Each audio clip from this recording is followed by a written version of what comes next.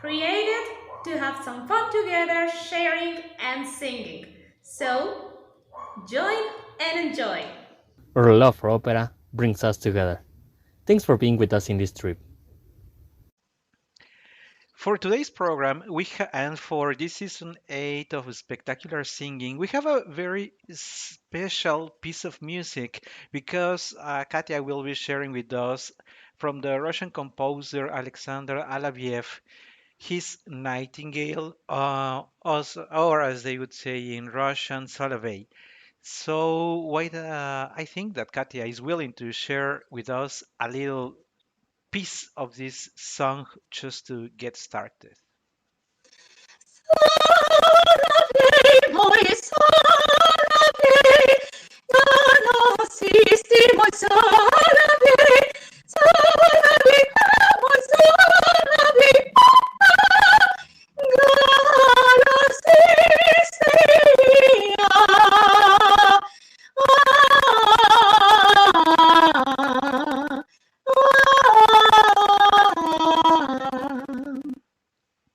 And there are many things that we need to say just before we start addressing the specifics of this song. I noticed that, well, this is what we are seeing on the screen. This time is fully on Katya's because this is her Arias book. And the first thing that I noticed is that it is leader on Russian composers. And I wanted to start there.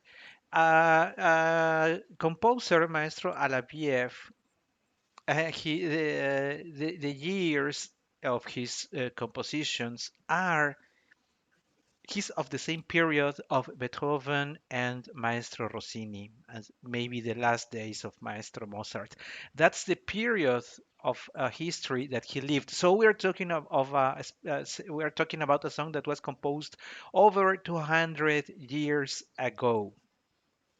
The style of composition is different. We will talk a little more about that it is from a Russian composer not only means that it is in Russian. I mean, the same way French composer is not only that it is in French and so on. We have talked about that style. There are things about the style that need to be discussed, but it is not only a Russian style. It is also going back to my earlier comment to the early compositions in Russian language. He, in a way, for what I learned, did what some other composers did also. He captured the essence of folklore music of his people and then put him into music. So we are listening to a melody that maybe people who come from that region may be familiar with, provided that it is not a melody he made up. It is a melody that was part of the folklore and then turned into this beautiful piece of music. As such, we cannot say, oh, if it has ornaments, then it is bel canto. Ah, if it is, it was made for coloratura sopranos. We have also shared that even the concept of the sopranos in those early days has changed a lot to what we perceive now. If you have followed the videos that I did for the essentials for non-singers, we even talked about the the La Cuatro, the 440 and 440 hertz. It's very recent. It's less than 100 years. So even the pitch and the tempo and the style is very recent. So try to put that into your imagination when speaking of something that was composed over 200 years ago. And also to mention, even though it's part of the history of Russia when there were the Shars, there is a good number of SARS that are very well known from the perspective of history. Still, the land back there of the Russian Empire is pretty much unknown because opposed to what happened in Europe, where you know that you can travel within hours, you can be in Italy, in France, in Salzburg, in Poland, you can reach almost everywhere in Europe in a matter of hours. The Russian Empire was very vast. So even though there was communication between the empire and the countries in Europe, still there were many things that were not transmitted that fast. So all these particularities are very important because you may have a hard time, you as a listener, trying to understand or to feel the essence of the music because it doesn't flow like it could flow an Italian composition. And it is not a German leader, so it is not going to sound like German only in Russian. So my first question for Katia would be that one. Putting all that into your mind and reading the music, how do you find the way you want and you need it to sound? Well, I think that I have already shared with all of you that I'm a Russian culture lover because one of my first approaches to classical music it was through the Nutcracker by Il Maestro Tchaikovsky, and I started to approach to some other Russian music and something that I found pretty interesting in Russian music is that it always sounds Russian. You can probably listen mainly in instrumental music, something French or something German or something Italian, not that much, but you can listen some classical music and probably you can't always identify where the composer is from, but you always know when it's Russia. Always, because like you just said, they usually take lots of their folkloric music to make it an escolarized music. And we are not talking about a period named nationalism. We are very far away in time from that moment, but I think that for Russia it's not necessary to think in nationalism movement because they always have had a pretty clear identity. And Even when Russia is huge, sorry, even when Russia is huge and there are like many subcultures within, uh, Russia it's pretty clear as an identity. as you mentioned, I wanted to use your comment because you say it always sounds Russian, and of course the language sounds like that. We have talked a number of times that Italian is very easy to sing because the way the vowels, the color of of Italian goes very well with operatic singing. Opposite to French, that has too many sounds that are immersed in your throat that are not natural to singing. And Russian is somewhere in between, but most of the times, or many times, the singers, even in style, and maybe again, somebody will hate me for my following comment, but I was keeping in mind, for instance, Mirella Freni singing La Pica Dam, Pica Vaya Dama. Uh, the sound is nice, but it is an Italian singing something that it's only Russian music, but it still sounds Italian. So the moment I hear her, I say the sound is nice, but it is not the personality of what is being sung.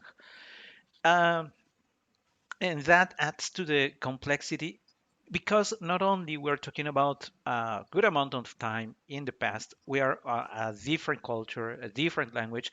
We are also talking about what here in the book was described as a leader. And singing leader requires again perfection in the emission, in the pitch, and also in the interpretation without any exaggeration over doing yelling or doing anything exaggerated. Leader from the German perspective, and if we are comparing it to leader, requires perfection. And I think this would be the case. Of course, it cannot be a leader because it's from a different culture, a different country. So strictly cannot be a leader, but I agree that it pretty much adheres to those requirements of perfect pitch, perfect understanding of the text, understanding what you're thinking, so that what you're saying, so that the accent goes well. It is not just making or doing or sharing ornaments just for the pleasure of ornaments. The story is told in a way, and we're about to get to the story. So, with all that in mind, and tell us before we go into the detail, how do you feel in more precisely how you feel this song? Does it make you feel like comforted, released, stressed? It makes you, it grows your imagination, it relaxes you. What kind of emotion gives you this beautiful song, Solovey? Okay, let's remember that leader literally means songs. Lead means song. So this is very intimate music, not just because it's thought to be sung uh, just with a piano accompaniment, but it's to share, to communicate a feeling, a story that probably comes from my mother, my grandmother, my and so on. So anytime that I sing leader, and especially with this song, I really feel a warm in my heart. It's something that caresses my soul. It's something that caresses my heart because I'm singing about a story that really happened. I'm here listening this I always forgot Ruiseñor in English. Nightingale? I can get thanks because I have Usiñolo solo. Same happens to me, never in the language that I need. Thank you. And I feel this intimacy, so it makes me feel like warm and cozy by a fireplace or kind. And that is very particular when speaking of not only the Russian music, but also about, that there are authors like Pushkin, like authors like Maximo Gorky. From my perspective, Russian literature and poems are I like to describe. It's like there is something about their souls, like it is like they open their souls in their turn, and that you are able to touch it symbolically because they don't need 1,000 words to express something, but you always feel that they are like even though people think they are very cold, they might be very cold in the exterior, but when you read or you sing their music, you notice that it is pure emotion, not in the way Italians would be, because Italians are very clear. No, Santozza, Santozza to qui. It wouldn't be that way the Italian music would do, but these confrontation scenes and those dramas also happen, but in a different way. And in this case, that we have people may be thinking, well, if it sounds like a leader and it is a song and it is the 1800s, early 1800s, we could expect the music to be like a leader, right? Almost like speaking. And for what you could see hear from Katia, it has a bunch of ornaments there.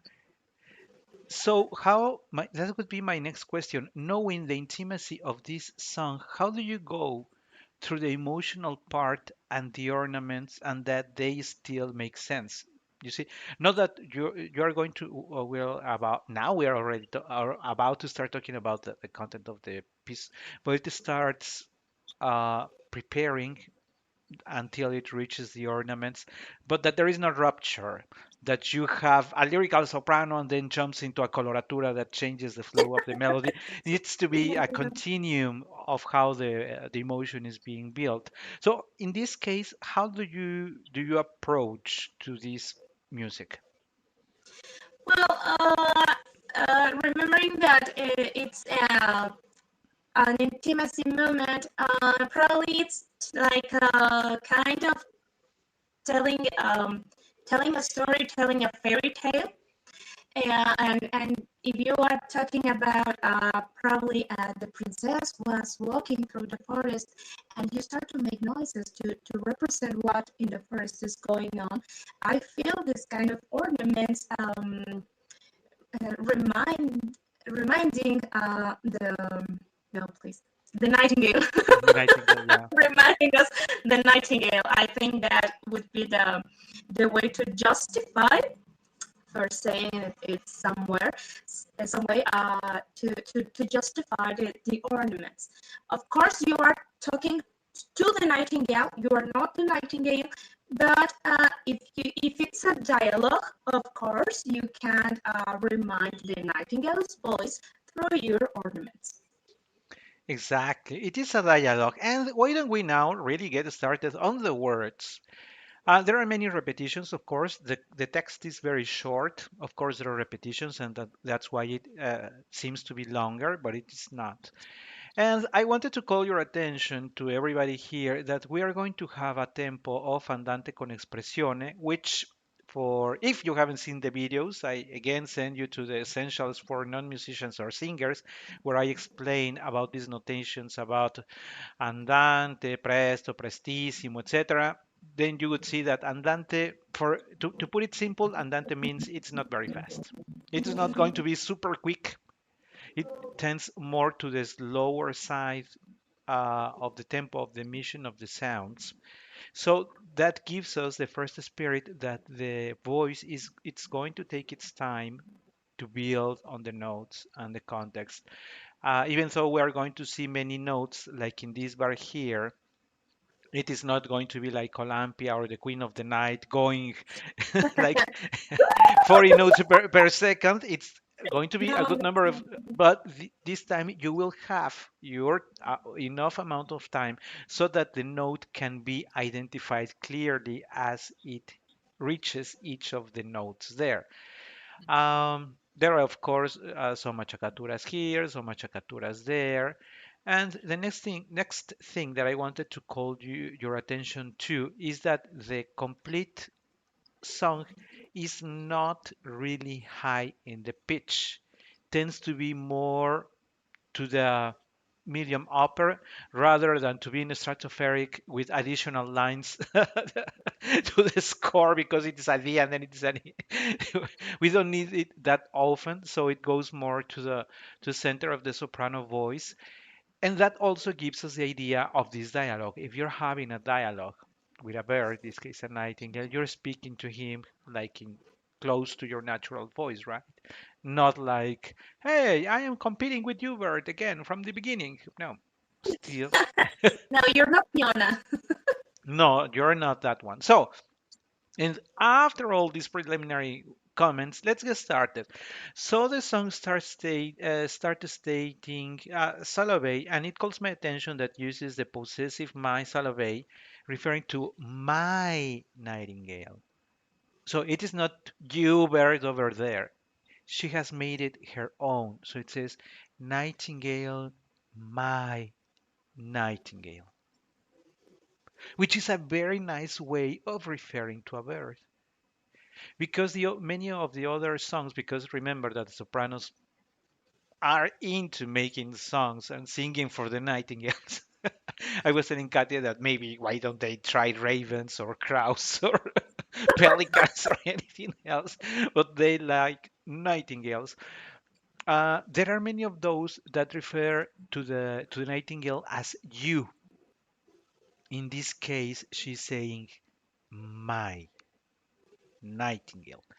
And that really means a lot. That's why I have trouble when reading this music that is so intense emotionally and is still very like content. It's not explosive like Italian, but the whole message of Solove, moi Solove, it's a lot. Also because it's she's going to have in the moi, she's going to have this small achacatura just to have short these ornaments before repeating the word nightingale. So I don't want to say that it is hard because Kathy is going to say it's very easy.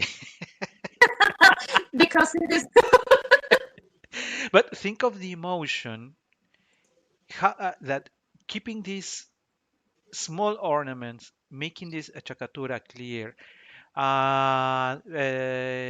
and without jumping and thinking that you are Olympia, or that you are the queen of the night. Not S- at all. Not at all. So, and then what I like about the expression here when she refers, I'm not sure how the translations are because I didn't pay attention to the Morosi qui nous. It is in French and it is in Spanish, right? Ave canora. In Spanish, it is not that precise because it says ave canora. It is like a singing bird. In Russian, it's more like you noisy bird. Truth is that this word is more like noisy, not in a detestable way, but in a way that telling you're not like a quiet bird. You're like making noises, and that's something that I like from you. So, any notes that you would like to share with us for these initial bars? Your thoughts? I mean, you are the singer. I'm just making comments, but you are the singer. Well, yes, you were saying that it's written in the middle part of the voice, and that's right. But I have to be honest, I sing this not in E flat. I sing it in F.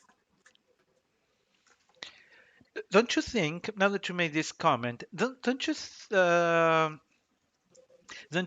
of course, that makes it more comfortable to your voice, but don't you think that it makes it a little more challenging from an emotional point of view? Because the higher you go into notes, the easier it is for singers to lose the sense of the emotion.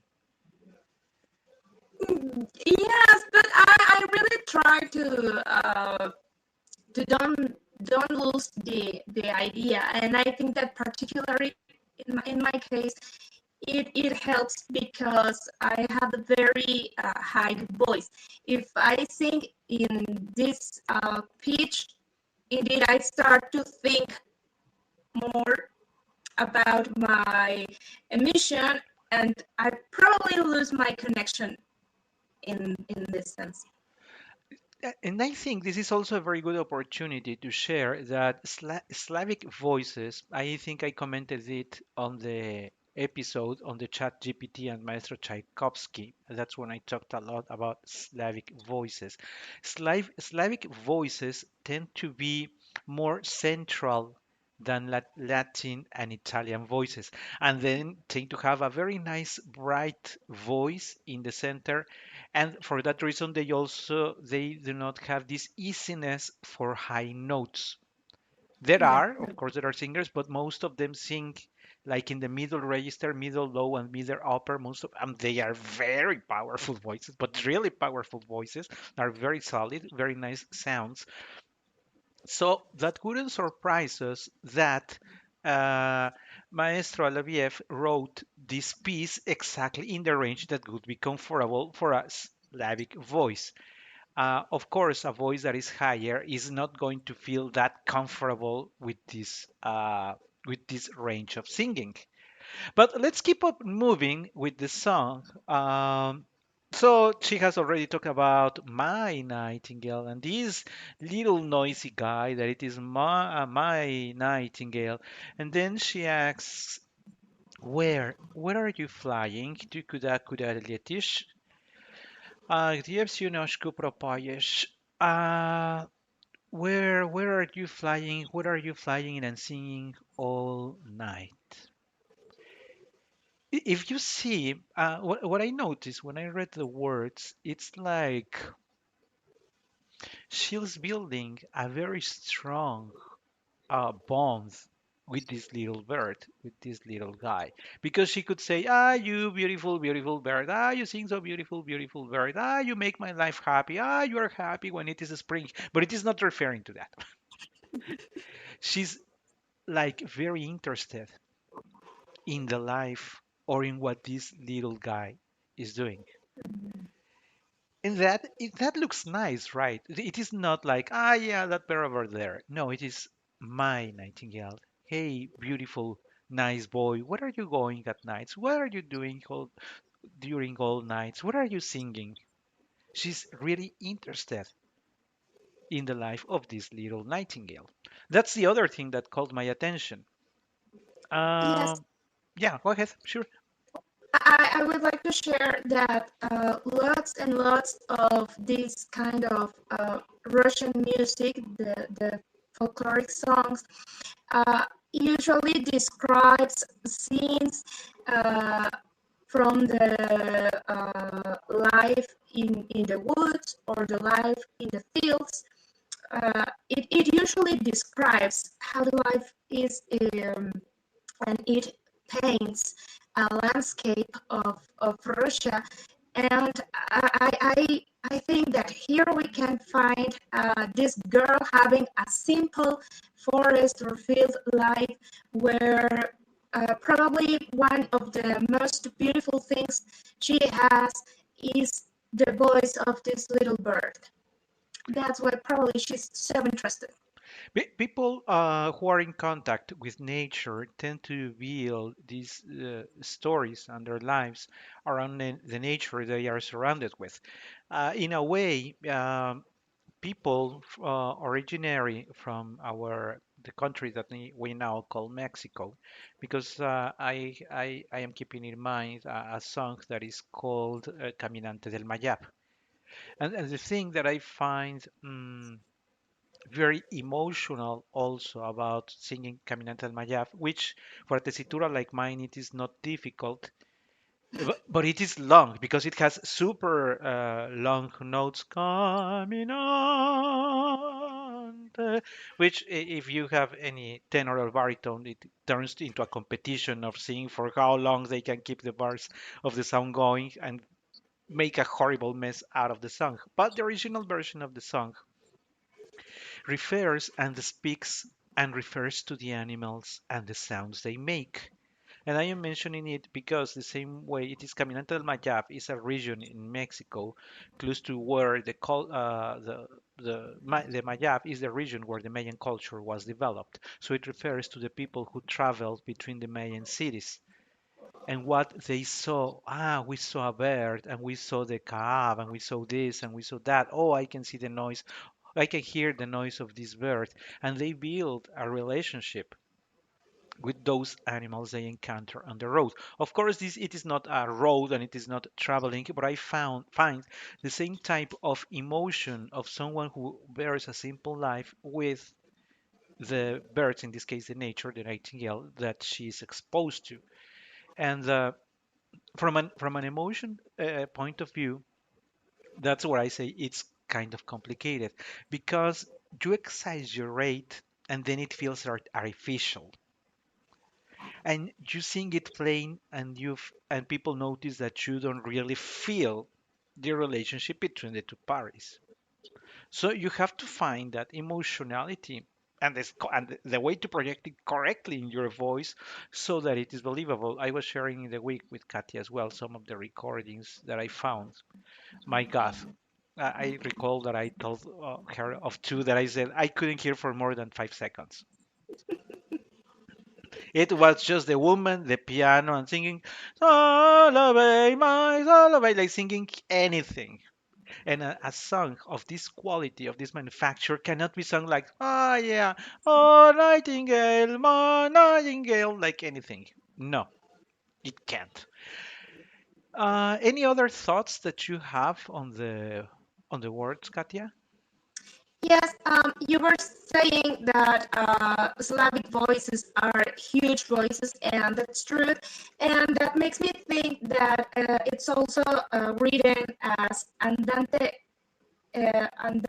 con espressione, because it will be easier for a huge voice to move the ornaments, uh, because when you are a high and a light voice, well, you usually rush with el tempo. But if you have a larger voice, yes, I think that it has to settle. It has to be a little bit slower. But I think that is the purpose, and it works great. Yeah, I think And I was thinking that maybe, as we have mentioned in the past, maybe a singing teacher would say, I am going to give this to my first year student. At the end, it doesn't have too many high notes. How hard can it be if it doesn't even have an A? So he can get away, or she can get away. Probably shot in his forehead and it would kill him easier.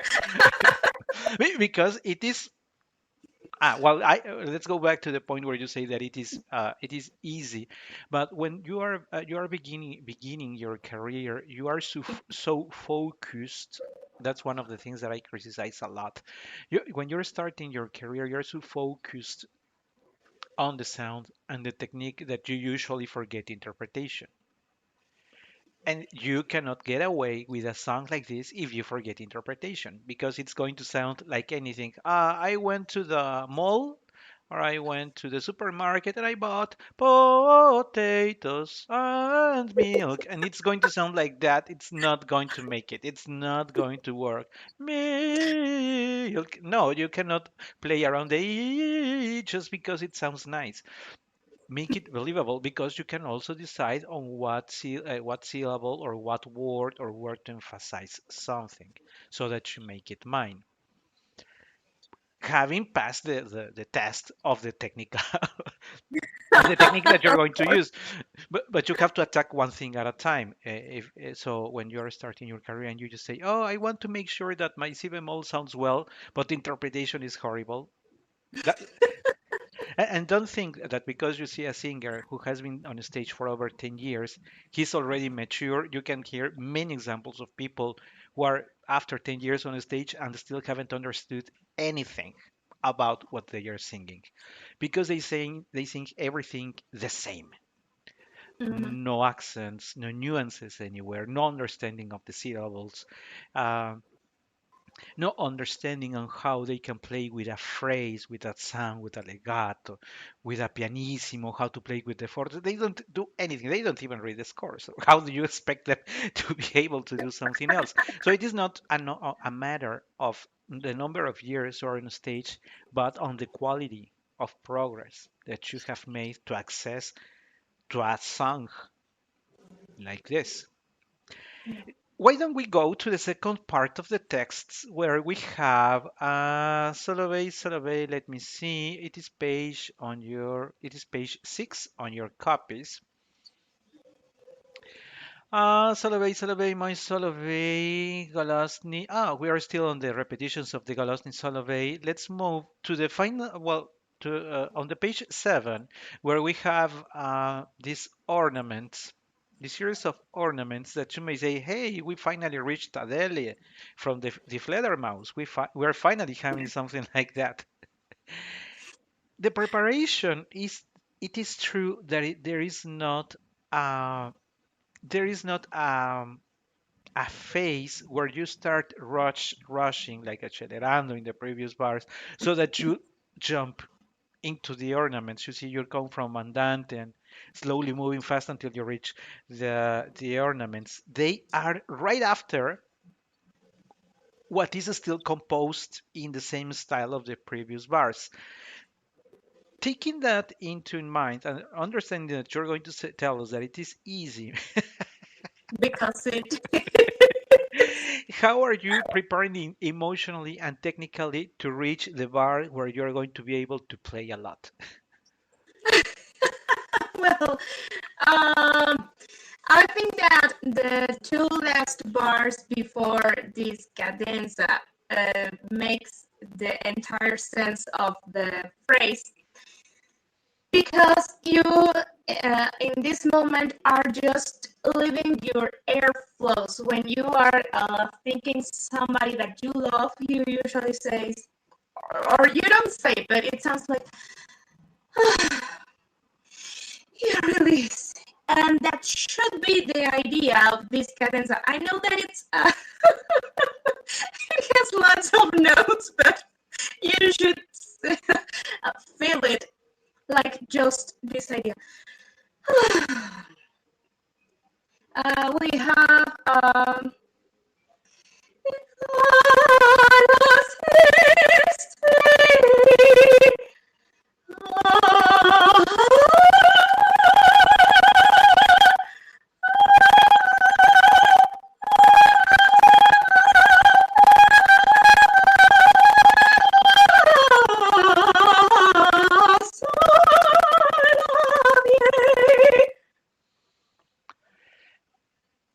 also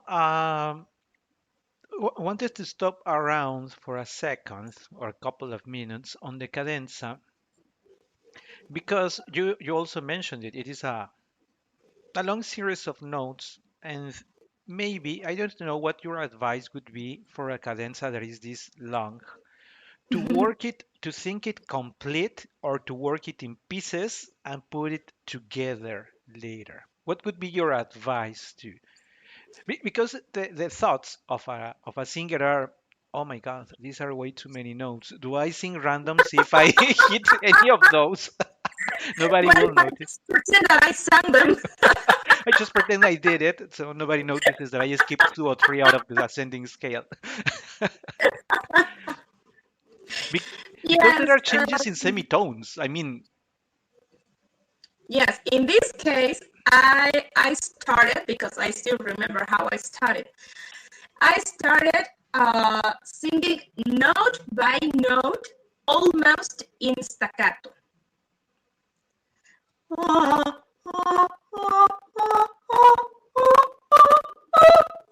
And once that I already understood what this phrase is saying in pitch, when I already have this idea clear, then I think from the low G to the high one, like a single piece. Because I already built this part by part. It's like uh, building a puzzle. When you start to build a puzzle, you just see like millions of pieces and they don't have sense. But when you start to make them match and you find a part and then you have another part and you start to see the landscape like just one single thing, and you start to see this like a whole piece. I feel that the music in the same way. I work note by note, pitch by pitch, and then they are just one single thing. That in the case of the scale. Then I take a breath, I slow down,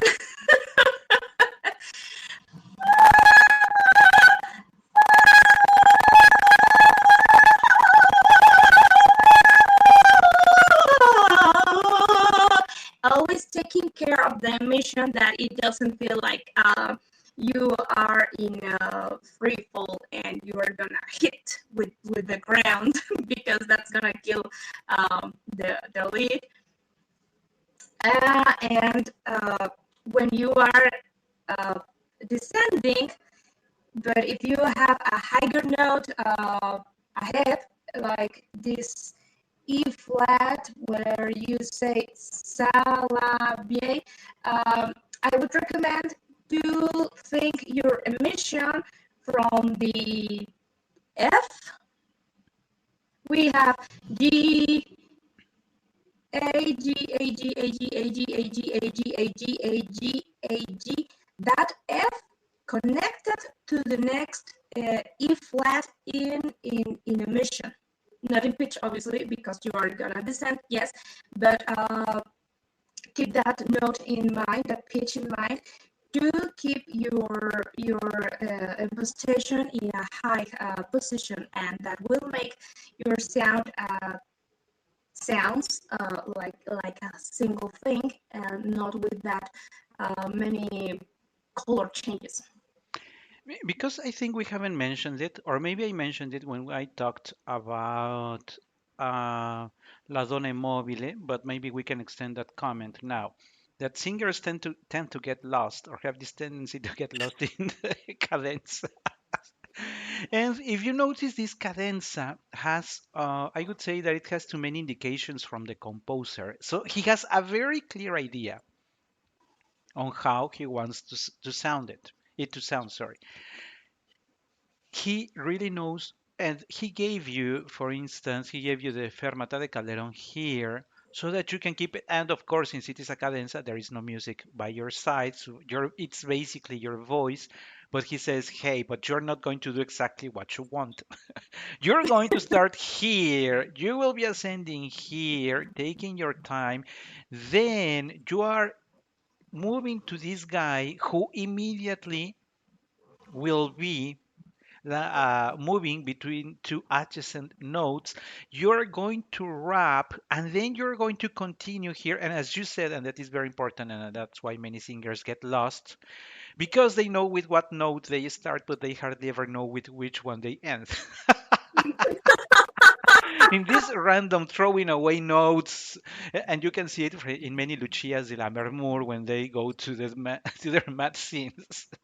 They start playing with the notes, and at the end, the soprano is like, "Where am I going to end in an E and an F?"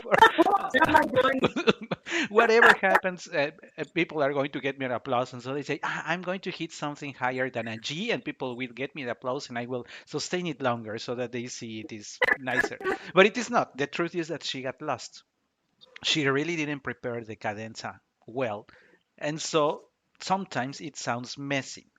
I'm not going to give names again, but if you go critically watch some recordings and notice that many sopranos get lost in Lucia when they want to play with the cadenzas. Even you say, is that still Donizetti or what are they singing now? Because it now sounds super weird. Wait, And does it sound like 20th century? yeah, and let's go. Since we are almost reaching the end of today's program, let's go for the final part of the text that it's going to be repeated when she says uminia uminia li la doi dorok jemusia drudich grudich uminia la doi garoshkie narukie. Uh, the words, even though they are still very simple, she still uses words like that reflect emotion towards this little bird. I was noticing in special the word dwarach, like deer. So if you take in mind that she said my nightingale, and later she's going to say dwarach, deer, we are still watching or witnessing a strong connection between the singer and the rest of the text. These are not words that you usually find in. Again, go to other rossignolos and you will find that it's, yeah, yes, you are sing, sing, sing. Hey, move to another flower. Hey, now do this. You're singing. That's springtime, like very impersonal, while this one is all the time very personal. Uh, From I grouped the text into three groups. The Salabei, my Salabei, the second one Uminia Liu Mladoi, and the final part that I grouped is the I'm you Nochku Narukie, because I'm going to hold you in my hands through the nights. Hmm. That is it's beautiful, it's short, and it's intense. How how do you feel you should progress towards the end of the song? Because um, it is not a song that evolves like an opera aria when you know, hey, the soprano is getting ready for the high C or the high D or the E flat or what. How do you prepare for reaching your end? Because at the end, you're going to have on page 11, you're going to have the opportunity to make your final ornaments, but still, you are not coming from a bunch of ornaments like when you're preparing a cabaletta for Lucia de la Mermur. Da, da, da, da, da, da, da, da, da, da, da. No, it's not like that. The tempo is not changing. You are, in fact, coming from, yes, some ornaments, but I would say that they are still in control just before. the final bars with the ornaments. How do you feel that this final part of the song must be prepared? Well, it's not easy. Oh, first time you Because say that it's not easy. Keep that in mind, guys. because I will not say it again. It's not easy in the sense that you could feel tempted to sing it like an aria, like the Queen of the Night, and that's completely the other side of the coin because here you have to sound delicate. It has to fit with the rest of the song. So it once I said that you can imagine your score, your song, like one or probably the four elements. So for me, this Nightingale, it's it's water, but like a very very calm water. I would think in a very little a young river, not a furious one. So your voice, your sound should run like this delicate water. This cadenza has to sound like this. If you are singing like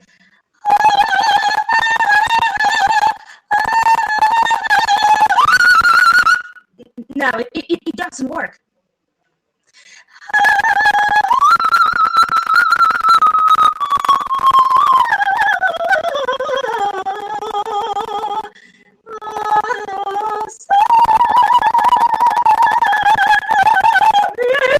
And then you leave that the piano makes the rush part because here you will listen bum, bum, bum, ba-da-dum, ba-da-dum, ba-da-dum, but let the piano makes it work. You have to sing this delicately. You have already done your job. The soprano has already sung, the ornament has already reached her high note. So as you mentioned, and the composer decided, but it is not her high note that wraps the song. It's going to be the music because that is more in the style of the Italian music. The Italian music usually wraps up with a high note and maybe two or more bars for the music, but it's just, to wrap up with volume and intensity. It's not the case. It still takes some 3/6. It still takes 7 bars to wrap up the piece. So the soprano finishes and just waits for the music to conclude the song. Yes. There is a F because it's the climax, it's the ending of the song, but if you pay attention to the score, it's just one F. The double one is for the piano. That is also very important because we have mentioned many, many, many times in the past that there are unfortunately way too many singers who want to resolve everything with volume. So how do I make it impressive? Volume. How do I do this? In volume. How do I do that? Long. And between long and volume, and so everything sounds monotonous. And again, you're not going to get away with a piece of music like this if you're singing everything out loud. You're going to get tired because you're going to get tired by the middle of the song. You're going to be super tired. And when you want, if you have reached consistently high volume, when you reach the final cadenza, you will not have the volume or enough voice to make it impressive because it has to be impressive but nice, not just impressive. It has to be impressive but emotional and nice. But people will not believe you because they hear you singing out loud everything. And the only way to construct a nice emotion is working on the volumes correctly.